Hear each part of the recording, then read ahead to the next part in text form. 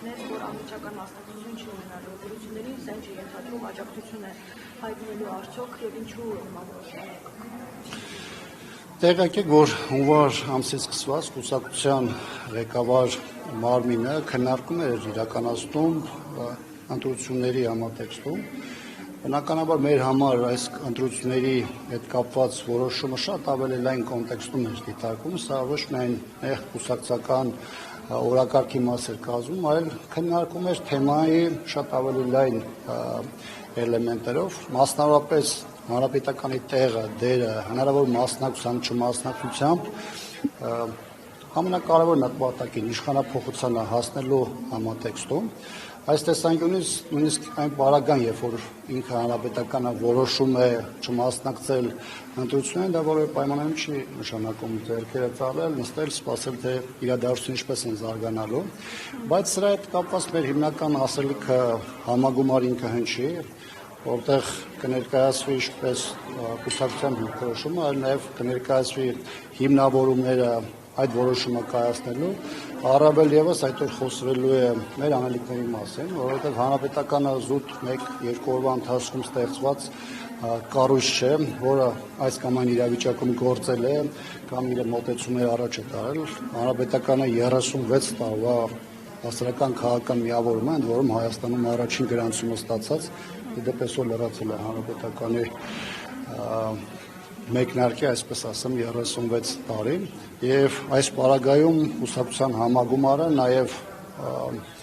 առաջ է բերելու մեր այն անելիքները, որը կուսակցությունը իր առաջ է դրել այսօրվա Հայաստանի ներքին եւ արտաքին պայմանների եւ իրողությունների դեպքում։ Այսինքն ամսին 4-ին անուն կհնչեցվի, թե որ քաղաքականներն են։ Ես նման բան չասեցի։ Ես ասացի, որ մենք շատ ավելի լայն կոնտեքստում կներկայացնենք մեր մոտեցումները եւ այդ որոշման եւ մեր հետագա անելիքների մասին, այդ թվում որպես կուսակցություն։ Պարոն Աբրամյան, եթե կարելի է անդրադառնանք նաև քարոզիա պատերազմին 2016 թվականի այսօր 10-րդ տարելիցն է։ Պարոն Աբրամյան, շատ է դա շահարկվում, որ այդտեղ հայկական կողմը պարտվել է, դա հաղթանակ չէ, դրան էլ հետևեց արդեն 44-օրյա պատերազմը։ Ձեր դիտարկումները սրա հետ կապված, արդյոք բանակը Քարոզյանին պարտություն կրեց։ Նախ այս հարցի պատասխան տալու համար պետք է հստակ հասկանալ, թե ինչ խնդիր է առաջ դրել Ադրբեջանը, ինչ ուղղությամբ է շարժում եւ ինչ արդյունք ունեցավ, որովհետեւ մեծ առումով Ադրբեջանը ուներ մեկ հիմնական նպատակ՝ Արցախի հարցը լուծել ուժի ճանապարհով։ Ինչ է դրան նախորդել։ Դրան նախորդել է դեռևս 5 տարի առաջ Կազանի հայտնի հանդիպումը, որտեղ ոչ միայն կողմերը, այլ նաև միջազգային դերակատարները ակնկալիք ունեին փաստաթղթի ստորագրման, սակայն պարզ դարձավ, որ Ադրբեջանը վերջին պահին հրաժարվեց այդ փաստաթուղթը ստորագրելուց, եւ դրա հաջորդի 5 տարիներին ըստ էության բանակցային գործընթացը, եթե չասեմ սառեցված էր, ապա բավականին пассив փուլում էր, ավելին process-ը 2011-16 ժամանակահատվածում ուղեկցում էր Ադրբեջանի կողմից աստիճանական ակտիվացմամբ դիպուկար խմբերի, դիվերսիոն խմբերի, նաև փոքր հետանու կիրառման միջոցով, ինչը 2016-ին բերեց իր կուլմինացիային քարոզիա պատերազմի ձևով։ Ադրբեջանը համարում էր, որ փաստաթուղթը Կազանյան չստորագրելով հնարավորություն ունենալու թափ հավաքել, ուժեղանալ, սպառազինությունների մրցավազքի հրահրմամբ նաև սպառազինությունների մեծ գնումներ կատարել եւ դրա հիման վրա պատերազմի ճանապարհով լուծել հարցը։ Սակայն ադրբեջանական հարձակումները, որոնք ընթանում էին երկու հիմնական ուղղություններով, Թալիշ, Մադաղիս եւ նաեւ որոշակի ակտիվությամբ Մարտակերտի բնակություն եւ հարավային ուղղությամբ, Ջեբրայելի ուղղությամբ, ըստ էության ունեցան շատ սահմանափակ տեղաշարժի հնարավորություն, հիմնական գրոհային ուժերը շարքից դուրս բերեցին, իսկ կենտրոնական ուղղությամբ կենտրոնացված ռեզերվները դեռևս թիկունքում առաջնագծից 10-ից 20 կիլոմետր հեռավորության վրա պարզապես մեր կրակի տակ հայտնվելով ոչնչացվեցին եւ քանի որ հիմնական հարվածային ուժերը իրենց մարտունակությունը կորցրել էին, բնականաբար գրոհը եւ պատերազմական գործողությունները շարունակվեցին։ Ունեցանք ապրիլի 5-ի հայտնի միջնորդությունը Ադրբեջանի կողմից զինված ուժերի գլխավոր շտաբի պետին Ռուսաստանի, ինչն էլ իր հերթին բերեց հրադադարի ապահովմանը։ Այսինքն ես շատ մանրամասն նաեւ փորձում եմ համ ներկայացնել եւ նաեւ այն մարդկանց, ովքեր չեն հիշում կամ միգուցե իրավիճակը հատվածական են տեսնում, հնարավորություն տալու գնահատելու թե հայկական զինուժին ինչ մարտահրավեր է այդ պահին առաջ քաշվել եւ հայկական զինուժը ինչ խնդիր է լուծել։ Հայկական բանակը որևէ պայմաններում թույլ չի տվել հակառակորդին խնդիրը ռազմական ուժով լուծելու, ել չեմ խոսում որևէ ձևով ռազմավարական կամ մարտավարական առավելություն ստանալու համար։ Ըստ այդմ պաշտպանության բանակի գործողությունները բնականաբար ես համարում եմ հաջողված։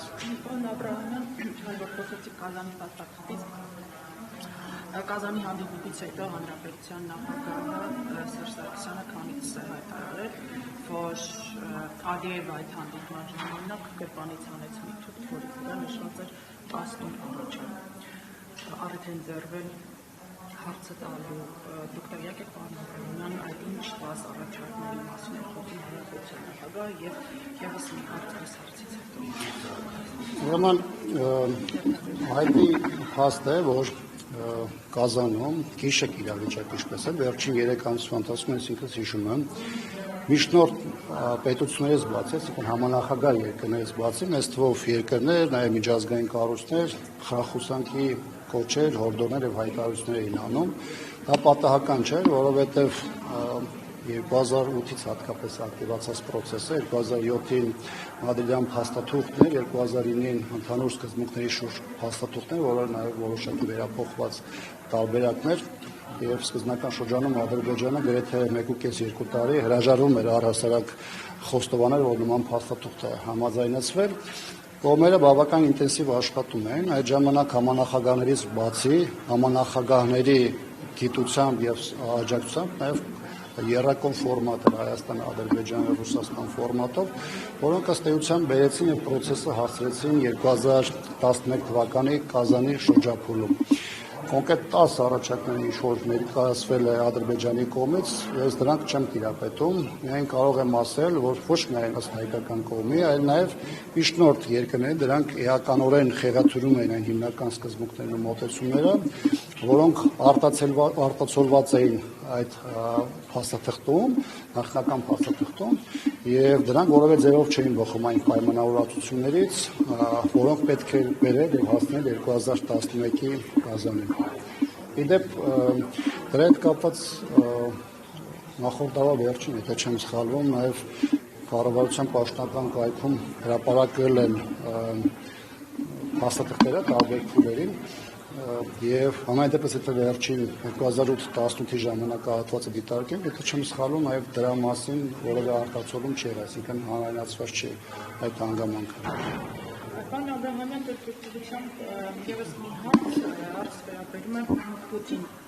Փաշինյան երեկվա ունեցած հանդիպմանը, ժամանակ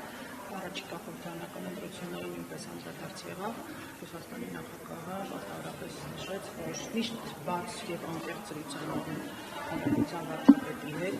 քաղաքացիների շուրջ, այդ թվում նաեւ ընտրական պրոցեսի համատեքստում, ասաց, որ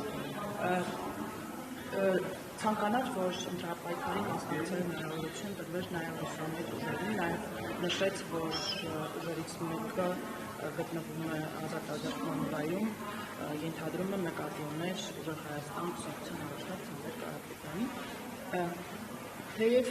Պուտինը ասաց, որ սա Հայաստանի ներկայացուցիչների խոսք չէ, բայց այդուհանդերձ ձեր կարծիքը կուզենայի լսել, սա արդյոք իսկապես ուժ նշանակություն չէ սուվերեն պետության ներքին գործերին եւ ձեր դիտարկմամբ ռուսամետ ուժերը որոնք են, արդյոք հանրապետական կուսակցությունը եւս ռուսամետ ուժերի են։ Հանրապետականի ծրագիրը երբ որ բացեք եւ կարդաք թե հանրապետականը իրենց ինչ է ներկայացնում գաղափարական եւ ծրագրային առումով, ապա այդպիսի հարց հնչեցնելու առիթ կամ պատճառ պարզապես չի լինի, սա մեկ։ Երկրորդը հանրապետականը 10 տարի եղել է իշխանության, իր քաղաքականությունը, արտաքին քաղաքականությունը արտահայտվել է, դա եղել է բոլորի աչքի առաջ, դա չի եղել միայն նախընտրական խոստում, այնպիսի խոստումներ, օրինակ ունի քաղաքացիական պայմանագիրը, բայց 1-2 տարվա ընթացքում անընդհատ շրջադարձային փոփոխություններ անում։ Հանրապետականի դեպքում արտահայտվել է իր մոտեցումը, այդ աշխատանքն ու քաղաքականությունը արտահայտվել է եւ Արևմուտքի հետ, եւ Ռուսաստանի հետ, եւ Չինաստանի հետ հարաբերություններում եւ արտահայտվել է հարևան պետությունների հետ հարաբերություններում եւ չեմ կարծում թե որևէ մեկի համար այստեղ որևէ փնտրտուքի իմաստ կա, այնպես որ եթե շատ ավելի մանրամասն որևէ քաղաքացու հետաքրքրում է հանրապետականի ծրագրային մոտեցումներն ու գաղափարական առաջնահերթությունները, ապա դա հրապարակված է եւ արտացոլված է մեր կանոնադրության մեջ։ Ինչ վերաբերում է ընտրությունների այլ մասնակիցների, նրանց հետ կապված հայտարարություն, ապա կարծում եմ, որ այդ դրա մասին պետք է ուղղել կոնկրետ ուժի ներկայացուցիչներից, հատկապես երբ որ դուք խոսում եք ընտրությունների մասնակից ուժերի մասին եւ փորձում եք հարցը այդ համատեքստում ներկայացնել, իսկ հանրապետական իր որոշումը երեք արդեն արտահայտել է։ Այս մասով նաև խնդրում եմ այլ հարցեր չուղղել, որովհետև մենք մեր որոշման դրա մանրամասների եւ մեր հետագա անալիքների մասին համագումարին ենք խոսելու։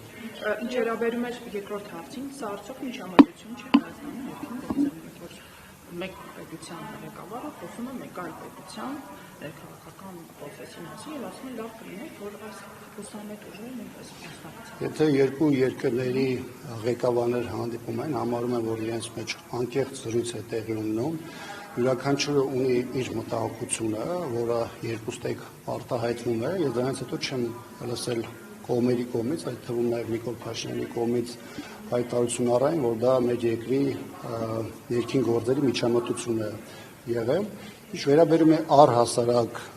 Ռուսաստանին, Արևմտյան որևէ երկրի կամ ցանկացած երկրի Հայաստանի Հանրապետությունում որևէ ձևով ներկայություն կամ միջամտություն ունենալով, ապա ես չունեմ շատ ավելի մեծ բան ասելու, քան այն է, ինչը սահմանում են Հայաստանի օրենքներն ու սահմանադրությունը,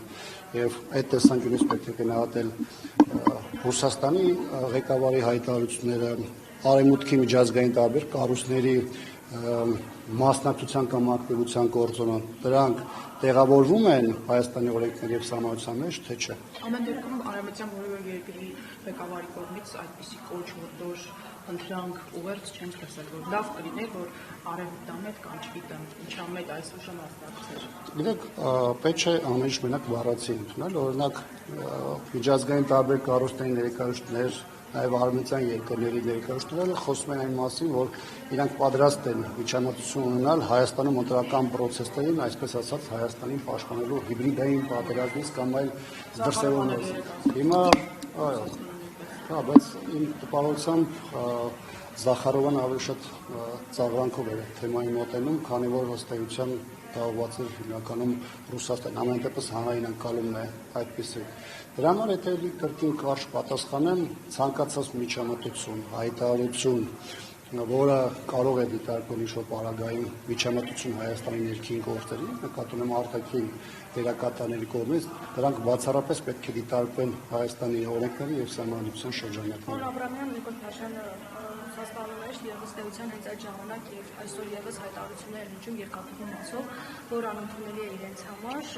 Երեք Զախարովյաններ այդ մասին խոսում եւ իսկ այսօր արդեն փոխվարչապետ Ալեքսեյ Օվերչուկն է նշել, որ Ռուսաստանի Դաշնության բոլոր հարևանները, նույնիսկ Եվրամիության անդամները հետաքրքրված են ռուսական երկաթուղային ցանցից օգտվելով եւ ռուսական երկաթուղիների հետ համագործակցելով եւ միայն Հայաստանի ղեկավարությունն է կասկածի տակ դնում համագործակցության շարունակությունը։ Այս հարցով այսինքն համաձայնության Ռուսաստանի հետ չեն կա եւ ինչ նպատակ եք տեսնում,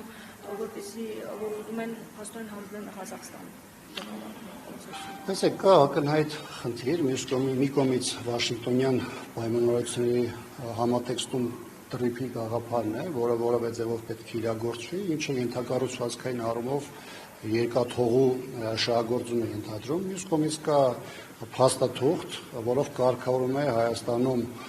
երկաթուղու աշխատանքը, Արևկովկասյան երկաթուղու միջոցներում եւ բնական է, որ այստեղ պետք է խնդիր առաջանար դրա շահագործման մասով, հատկապես որ հայաստանյան իշխանությունները հայտարարել են, որ այս պայմաններում թրիփի շրջանակներում չի կարող լինել Ռուսաստանի մասնակցությունը եւ բնականաբար նրա կառավարման տակ գտնվող երկաթուղու թեման այս մասով դառնալու է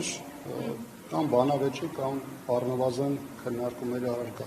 Թե դրա ինչպես կզարգացվի, ինչ ուղղությամբ կգնա, ես այս բանը դժվար եմ ասել, բայց այն որտեղ ակնհայտ կա մեծ խնդիր, որտեղ բախվում են ոչ միայն Հայաստան-Ադրբեջան հարաբերությունների քննարկումները, այլ նաև դրանում ըստ էության արկայացված է նաև արտաքաղաք, նաև աշխարհաքաղաքական գործոնը, բնական է, որ դա այդ process-ը դեռևս երկար շարունակվելու է։ Ադրբեջանից անգամ այդ կարծում եք նման պահանջ ներկայացվել է։ Ադրբեջանի կողմից նման պահանջի մասին իհարկե չեմ կարող ասել, բայց դրա մասին հրապարակային խոսում է Ռուսաստանից, Հայաստանի իշխանությունը իր դիրքորոշումը ներկայացրել ռուսական կողմի չմասնակցության վերաբերյալ, ինչը ըստ նրանց բխում է Վաշինգտոնյան պայմանավորությունից, եւ բնականաբար մի կետում գալու էր եւ այսպիսի քննարկումների առիթ էր դառնում։ Եվ երեք Նիկոլ Փաշինյանը երբ խոսում էր խաղաղության հաստատման մասին, նա ասում էր, որ ոչ միայն Թրամփն է այս մասով մեծ ներդրում ունեցել, այլ նաեւ դուք դիմելով Վլադիմիր Պուտինին, այս մասով ինչ կասեք, ինչ համագործակցություն է եղել, ինչով է ազդում խաղաղության հաստատմանը, որովհետև անընդհատ հակառակ տեսանկյունից է ներկայացվել, որ ձեռնտու չի իրենց այստեղ խաղաղությունը, բայց փաստացի Փաշինյանը երեք շնորհակալություն է հայտնել։ Ես ներողություն եմ խնդրելու այս հարցի պատասխանից հետո գնալու եմ, որպես եկուցող պետք է դալի չմնամ։ Հիմա տեսեք, այս թեմայի հետ կապված, հիմա Ռուսաստանը ինչ-որ փուլում ինքն է միջնորդական դեր ունեցել, եթե չեմ սխալվում, դա մինչև 22 թվականն էր։ Դրանից հետո միջնորդությունը կամ այսպես ասած հիմնական առավելությունը անցել է միջնորդական Միացյալ Նահանգներին։ Հիմա սա որոշակիորեն նաև դիվանագիտական ժեստ է, ինչ որտեղ ընդգծելու իրեն հյուրընկալող երկրի պետության դերը, բայց այն, որ Հայաստան-Ռուսաստան հարաբերություններում 44 օրյա պատերազմով 23 թվականի Արցախի նկատմամբ ագրեսիայի հետ կապված ակնհայտ հակասություններ կան, որոնք հրապարակային դաշտում արտահայտում են, դա բնականաբար որևէ մեկը ոչ կարող է հերքել, ոչ է կարող է ասել նման բայի չգործության մասին։ Հապկի մասը բան ակնհայտ, Պուտինի դիտարկման վերաբերյալ ինչ կասեք, որ դուք 22-ի Պրահայում այսպիսով հապկը չկարողացավ միջամտել Լեռնային Ղարաբաղում։ Ես կարծում եմ թեման Լեռնային Ղարաբաղը արդյոք հապկի պայմանագրային գործունեության Ես կարծում եմ թեման, եթե ես ուշադիր եմ եղել թեման, որտեղ հատվածական եմ նայել, թեման կարծում եմ որ շատ վերաբերում է 22 թվականի սեպտեմբերյան գործողություններին, բայց թե թեման ինչի է քննարկվել 23 թվականի ադրբեջանական ագրեսիայի պայմաններում չեմ կարող ասել։ Միգուցե մենք հատվածական ենք նայ ամբողջական զրույցին չենք հետևել, բայց այդտեղ որոշակի բաներ կան, որի մոտ այլ հարցեր է առաջացել կոնտեքստի եւ ժամանակագրության առումով։ Շնորհակալություն։